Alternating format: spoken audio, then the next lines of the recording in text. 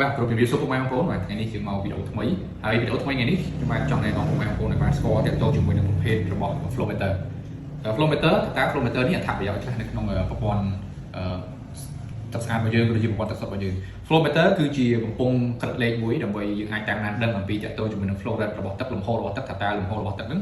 ហូរក្នុងកម្រិតបរិមាណប្រមាណលីត្រក្នុងមួយនាទីឬក៏ប្រមាណលីត្រក្នុង1ម៉ោងតាមតម្រូវការបងប្អូនបាទខាងមុខខ្ញុំនេះគឺជាប្រភេទ Flowmeter ទាំងអស់យើងមានគ្រប់ផ្សាយបាទយើងមានចាប់ពីប្រភេទផ្សាយទូ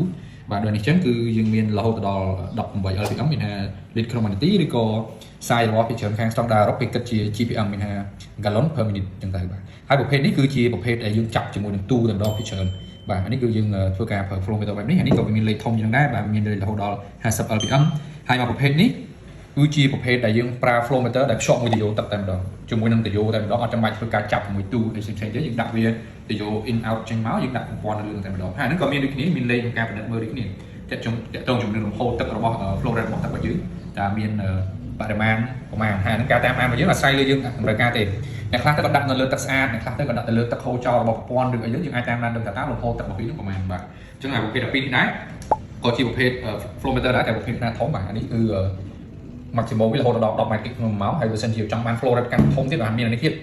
អានេះបានរហូតដល់25 ម៉ែត្រគីក្នុង1ម៉ោងអញ្ចឹងគឺថាទយោវាធំមែនទែន in out របស់វាហើយវាមានដុំប៉ោទឹកវាអញ្ចឹងពេលដំណើរការពេលយើងបញ្ចូលទឹកមកដុំហ្នឹងវានឹងធ្វើការឡើងចុះទៅតាមបរិមាណលំហូរទឹករបស់បងប្អូនអញ្ចឹងមានថាការប្រើប្រាស់ Flowmeter របស់នេះវាមានអត្ថប្រយោជន៍មួយដើម្បីឲ្យបងប្អូន